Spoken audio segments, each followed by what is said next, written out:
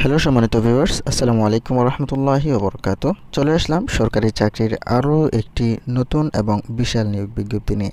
হ্যাঁ বন্ধুরা, এই যে দেখতে পাচ্ছেন, এই নিয়োগ বিজ্ঞপ্তিতে সর্বমোট 193 জন লোক নেওয়া হবে।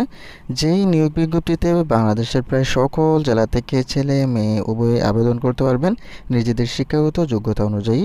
তো এখানে অনেকগুলো পদও রয়েছে, দেখতে পাচ্ছেন কতগুলো পদ রয়েছে। সর্বমোট 18টি ক্যাটাগরির পদ রয়েছে। এই 18টি ক্যাটাগরির পদের মধ্যে আপনার সাথে যেটা অ্যাডজাস্ট হবে সেই পদের মধ্যে আপনি নিজের মতন করে আবেদন করে নিতে পারবেন। সো এখানে দেখতে পাচ্ছেন অনেকগুলো শিক্ষাগত যোগ্যতা রয়েছে। এই শিক্ষাগত যোগ্যতাগুলোর মধ্যে আপনার যে শিক্ষাগত যোগ্যতাটি রয়েছে সেই শিক্ষাগত যোগ্যতা অনুযায়ী আপনার যে কোনো একটি পদের মধ্যে আবেদন করে নিতে পারবেন। সো যাই হোক, এই সার্কুলারটি সম্পর্কে আমাদের আজকের এই ভিডিওতে সমস্ত কিছু একে একে বিশদভাবে আলোচনা করা হবে। সো আশা করি সম্পূর্ণ ভিডিওটি জুড়ে আমাদের সাথেই থাকবেন। সো যাই হোক, চলে যাচ্ছে মূল ভিডিওতে। তার আগে ছোট্ট একটা রিকোয়েস্ট, আপনি যদি এখনও পর্যন্ত আমাদের এই চ্যানেলটি সাবস্ক্রাইব না করে থাকেন তাহলে আমাদের এই চ্যানেলটি এখনই সাবস্ক্রাইব করে আমাদের এই ছোট্ট পরিবারের সদস্য হয়ে যাবেন। আর যারা অলরেডি সাবস্ক্রাইব করেই রেখেছেন তাদেরকে thank you so much. So বন্ধুরা, আমরা আজকে যে নিয়োগ বিজ্ঞপ্তি নিয়ে আলোচনা করব, এই নিয়োগ বিজ্ঞপ্তিটি প্রকাশিত হয়েছে বাংলাদেশ কেমিক্যাল ইন্ডাস্ট্রিজ কর্পোরেশন থেকে। সো এই নিয়োগ বিজ্ঞপ্তিটি সরকারি কিনা সেটা কীভাবে বুঝতে পারবেন? তো এখানেতে দেখতে পাচ্ছেন শিল্প মন্ত্রণালয়ের অধীনস্থ বাংলাদেশ কেমিক্যাল ইন্ডাস্ট্রিজ কর্পোরেশনের অধীনস্থ কারখানাসমূহে নিয়োগের জন্য বাংলাদেশের স্থায়ী নাগরিকদের নিকট হতে নিম্নোক্ত শূন্যপদসমূহে উপযুক্ত শিক্ষার্থীদেরকে অনলাইনে আবেদন করার জন্য আহ্বান করা যাচ্ছে। সো এখানে আরও একটি বিষয় খেয়াল করা, সেটা হচ্ছে বাংলাদেশের স্থায়ী নাগরিক যারা রয়েছেন শুধুমাত্র তারাই আবেদন করতে পারবেন, অন্যরা কিন্তু আবেদন করতে পারবেন না। আর এখানে যে দেখতে পাচ্ছেন শিল্প মন্ত্রণালয়ের অধীনস্থ এই নিয়োগ বিজ্ঞপ্তিটি। সো এখানে আমরা সর্বমোট যে 18টি ক্যাটাগরির পদ দেখতে পাবো, এই 18টি ক্যাটাগরির পদের মধ্যে আমরা একদম শেষ থেকে দেখিয়ে দেব। শেষ থেকে বলতে 18 নম্বর, 17 নম্বর, 16 নম্বর, 15 নম্বর, 14 নম্বর, এভাবে আমরা উপরের দিকে আসতে থাকবো। সো এখানে যে আমরা 18 নম্বর যে পদটি দেখতে পাচ্ছি, এই 18 নম্বর পদের নাম হচ্ছে, এই যে দেখতে পাচ্ছেন, উপসহকারী প্রকৌশলী সিভিল বিভাগের জন্য। এখানে লোক নেওয়া হবে হচ্ছে 4 জন, আবার উপসহকারী প্রকৌশলী বিদ্যুৎ বিভাগের জন্য 16 জন লোক নেওয়া হবে। উপসহকারী প্রকৌশলী যান্ত্রিক বিভাগের জন্য 15 জন লোক নেওয়া হবে, আবার উপসহকারী প্রকৌশলী কেমিক্যাল বিভাগের জন্য 29 জন লোক নেওয়া হবে, যেখানে বেতন দেওয়া হবে প্রত্যেকটাতে 38,640 টাকা করে। আর শিক্ষাগত যোগ্যতা প্রয়োজন হবে, এখানে দেখতে পাচ্ছেন এই যে সংশ্লিষ্ট বিষয়ে এই 4টি পদের মধ্যে কিন্তু একই রকম শিক্ষাগত যোগ্যতা প্রয়োজন হবে, অর্থাৎ সংশ্লিষ্ট বিষয়ের মধ্যে 3 বছরের অভিজ্ঞতা সহ ডিপ্লোমা ইঞ্জিনিয়ারিং করে থাকতে হবে। আর এখানে আবেদন করার সর্বোচ্চ বয়সীমা হচ্ছে 30 বছর বয়স পর্যন্ত। সো যাই হোক, এখানে তারপরে যে পদটি রয়েছে সেটাতে চলে যাচ্ছে আমরা। এই যে দেখতে পাচ্ছেন উপসহকারী রসায়নবিদ, এখানে 29 জন লোক নেওয়া হবে 38,640 টাকা বেতনে, যেখানে আপনার শিক্ষাগত যোগ্যতা প্রয়োজন হবে রসায়নে এমএসসি অথবা 3 বছরের অভিজ্ঞতা সহ বিএসসি অথবা রসায়নে 4 বছরের মেয়াদি দ্বিতীয় শ্রেণীর স্নাতক সম্মান ডিগ্রি থাকতে হবে।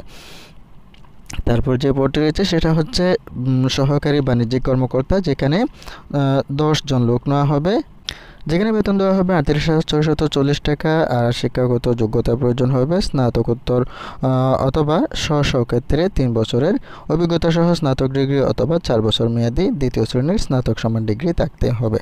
তারপর আমরা চলে যাচ্ছি যে সহকারী হিসাব অথবা অর্থ অথবা নিরীক্ষা কর্মকর্তা যে পদটি রয়েছে, এই পদের মধ্যে 8 জন লোক নেওয়া হবে, বেতন দেওয়া হবে 38,640 টাকা। দেন এখানে শিক্ষাগত যোগ্যতা প্রয়োজন হবে এমকম অথবা এমবিএ অথবা 3 বছরের অভিজ্ঞতা সহ বিকম ডিগ্রি অথবা বাণিজ্যে 4 বছর মেয়াদি দ্বিতীয় শ্রেণীর স্নাতক সম্মান ডিগ্রি থাকলে আপনি এখানে আবেদন করতে পারবেন। তারপরে যে পদটি রয়েছে এই পদের মধ্যে আমরা চলে যাচ্ছি। এই পদের নাম হচ্ছে সহকারী নিরাপত্তা কর্মকর্তা। সহকারী নিরাপত্তা কর্মকর্তার এখানে 3 জন লোক নেওয়া হবে, বেতন দেওয়া হবে 38,640 টাকা। তারপরে সহকারী প্রশাসনিক কর্মকর্তা, এখানে একই রকম বেতন দেওয়া হবে 38,640 টাকা, কিন্তু পদের সংখ্যা রয়েছে এখানে 13টি, অর্থাৎ 13 জন লোক নেওয়া হবে এই পদের মধ্যে। দেন এই দুটি পদের মধ্যে শিক্ষাগত যোগ্যতা প্রয়োজন হবে, এই যে দেখতে পাচ্ছেন দুটাতে একই রকম স্নাতকোত্তর অথবা স্ব ক্ষেত্রে 3 বছরের অভিজ্ঞতা সহ স্নাতক ডিগ্রি অথবা 4 বছর মেয়াদী দ্বিতীয় শ্রেণীর স্নাতক সম্মান ডিগ্রি থাকতে হবে, তাহলেই আপনি এখানে আবেদন করতে পারবেন। তারপর যে 4টি পদ রয়েছে একাধারে, এই 4টি পদের নাম হচ্ছে সহকারী প্রকৌশলী সিভিল বিভাগের জন্য এখানে বেতন দেওয়া হবে 4টাতে কিন্তু একই রকম, সবকটাতেই 53,060 টাকা করে। আর এখানে দেখতে পাচ্ছেন সহকারী প্রকৌশলীর মধ্যে 4 জন লোক নেওয়া হবে, সহকারী প্রকৌশলী যান্ত্রিকের জন্য 18 জন লোক নেওয়া হবে, সহকারী প্রকৌশলী বিদ্যুৎ বিভাগের জন্য 19 জন লোক নেওয়া হবে, আবার সহকারী প্রকৌশলী কেমিক্যাল বিভাগের জন্য 2 জন লোক নেওয়া হবে। যেখানে শিক্ষাগত যোগ্যতা প্রয়োজন হবে সংশ্লিষ্ট বিষয়ে বিএসসি ইঞ্জিনিয়ারিং অথবা 5 বছরের অভিজ্ঞতা সহ ডিপ্লোমা ইঞ্জিনিয়ারিং করা থাকতে হবে। এই 4টি পদের মধ্যে কিন্তু একই রকম শিক্ষাগত যোগ্যতার কথা উল্লেখ করা আছে। সো যাই হোক, এখানে যে আমরা 5 নম্বর পদটি দেখতে পাচ্ছি, এই 5 নম্বর পদের নাম হচ্ছে সহকারী রসায়নবিদ। সহকারী রসায়নবিদের এখানে দেখতে পাচ্ছি 2 জন লোক না হবে, শিক্ষাগত যোগ্যতা প্রয়োজন হবে প্রথম শ্রেণীতে রসায়নে এমএসসি অথবা পূর্বতন পাবলিক পরীক্ষার যে কোনো 2টি পরীক্ষায় প্রথম বিভাগ সহ দ্বিতীয় শ্রেণীতে রসায়নে এমএসসি ডিগ্রি অথবা রসায়নে 4 বছর মেয়াদী দ্বিতীয় শ্রেণীর স্নাতক সম্মান ডিগ্রি থাকতে হবে, তাহলে আপনি এখানে আবেদন করতে পারবেন। দেন তারপরে যে পদটি রয়েছে এই পদের নাম হচ্ছে সহকারী ব্যবস্থাপক। এটা হচ্ছে বাণিজ্যিক বিভাগের জন্য, এখানে 14 জন লোক নেওয়া হবে, যেখানে বেতন দেওয়া হবে 53,060 টাকা করে এবং শিক্ষাগত যোগ্যতা প্রয়োজন হবে স্বক্ষেত্রে প্রথম শ্রেণীর স্নাতকোত্তর অথবা পূর্বতন পাবলিক পরীক্ষায় যে কোনো 2টি পরীক্ষায় প্রথম বিভাগ সহ দ্বিতীয় শ্রেণীর স্নাতকোত্তর অথবা এমবিএ ডিগ্রি অথবা 4 বছর মেয়াদী দ্বিতীয় শ্রেণীর স্নাতক সম্মান ডিগ্রি থাকতে হবে, তাহলে আপনি এখানে আবেদন করতে পারবেন। তারপর যে পদটি রয়েছে এই পদের নাম হচ্ছে হিসাব অথবা অর্থ অথবা নিরীক্ষা কর্মকর্তা। এখানে 4 জন লোক নেওয়া হবে, যেখানে শিক্ষাগত যোগ্যতা প্রয়োজন হবে দেখতে পাচ্ছেন প্রথম শ্রেণীতে বাণিজ্যে স্নাতকোত্তর অথবা এমবিএ অথবা পূর্বতন পাবলিক পরীক্ষায় যে কোনো 2টি পরীক্ষায় প্রথম বিভাগ সহ দ্বিতীয় শ্রেণীতে বাণিজ্যে স্নাতকোত্তর ডিগ্রি অথবা এমবিএ অথবা বাণিজ্যে 4 বছর মেয়াদী দ্বিতীয় শ্রেণীর স্নাতক সম্মান ডিগ্রি থাকলে আপনি এখানে আবেদন করতে পারবেন। দেন সর্বশেষ যে 1 নম্বর পদটি রয়েছে, এই 1 নম্বর পদের নাম হচ্ছে চিকিৎসা কর্মকর্তা। এখানে দেখা যাচ্ছে 1 জন লোক নেওয়া হবে, যেখানে শিক্ষাগত যোগ্যতা প্রয়োজন হবে এই যে দেখতে পাচ্ছেন এমবিবিএস পাস করা থাকতে হবে, তাহলেই আপনি এখানে আবেদন করতে পারবেন। সো যাই হোক, এখানে আমরা এখন দেখে নেব যে আপনি কীভাবে আবেদন করতে পারবেন এবং কত তারিখের মধ্যে আবেদন করতে হবে।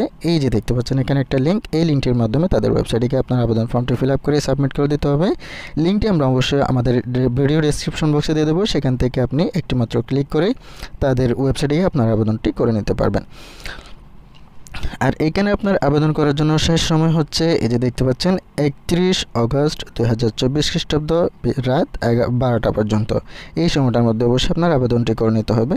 সো এখানে আপনার আবেদন করার জন্য আবেদন করার পরে পরীক্ষার ফি বাদ যে টাকাগুলো পেমেন্ট করতে হবে, এই টাকাগুলো কত টাকা পেমেন্ট করতে হবে সেটা আপনি এখান থেকে দেখে নেবেন।